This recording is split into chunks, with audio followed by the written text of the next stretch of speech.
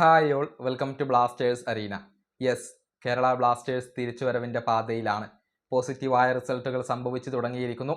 കരുത്തരായ ജംഷഡ്പൂർ FCയെ എതിരില്ലാത്ത 2 ഗോളുകൾക്ക് ബ്ലാസ്റ്റേഴ്സ് പരാജയപ്പെടുത്തിയിരിക്കുന്നു. നമ്മൾ പ്രതീക്ഷിക്കാത്ത ഒരു റിസൾട്ടാണ് ഇന്ന് ലഭിച്ചിട്ടുള്ളത്.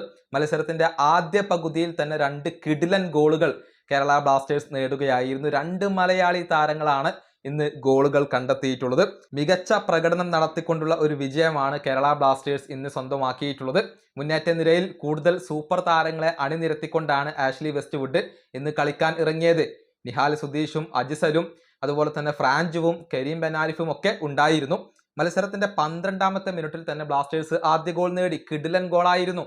അതായത് ആദ്യം കെവിൻ യോക്കിന്റെ ഒരു പാസ് ബെനാരിഫിലേക്ക് വരുന്നു. ബെനാരിഫിന്റെ ഒരു കിടിലൻ ക്രോസ്, അത് നിഹാൽ സുധീഷ് ഒരു ഹെഡറിലൂടെ ഗോളാക്കി മാറ്റുന്നു. അങ്ങനെ ബ്ലാസ്റ്റേഴ്സ് ലീഡ് എടുക്കുന്നു. പിന്നീട് 27ാമത്തെ മിനിറ്റിൽ ബെനാരിഫിനെ നമുക്ക് നഷ്ടമായി, പരിക്ക് കാരണം. പകരമാണ് മലയാളി താരമായ വിപിൻ വന്നത്. 36ാമത്തെ മിനിറ്റിൽ വിപിൻ ഗോൾ കണ്ടെത്തുകയായിരുന്നു.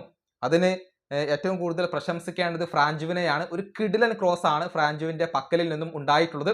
അത് തകർപ്പൻ ഹെഡറിലൂടെ വിപിൻ ഗോളാക്കി മാറ്റി. അങ്ങനെ ആദ്യ പകുതിയിൽ തന്നെ 2 ഗോളുകൾ കേരള ബ്ലാസ്റ്റേഴ്സ് നേടുകയായിരുന്നു. 2 ഗോളുകളുടെ ഒരു ലീഡ് ബ്ലാസ്റ്റേഴ്സിന് ലഭിച്ചു. പിന്നീട് 2ാം പകുതിയിൽ അജിസലിനെ പിൻവലിച്ച് വിക്ടറിനെ കൊണ്ടുവന്നു. പിന്നീട് ഒരുപാട് മാറ്റങ്ങളാണ് കേരള ബ്ലാസ്റ്റേഴ്സും ജംഷഡ്പൂർ FCയും നടത്തിയത്.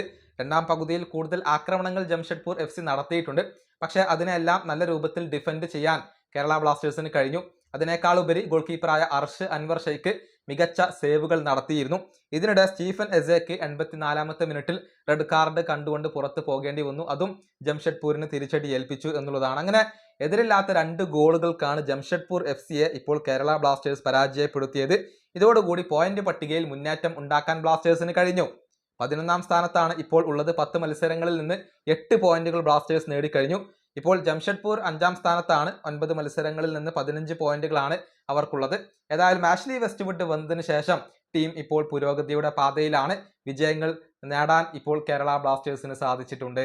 ഈ വീഡിയോ അവസാനിപ്പിക്കുന്നു. അടുത്ത ടീമായി വീണ്ടും കാണാം.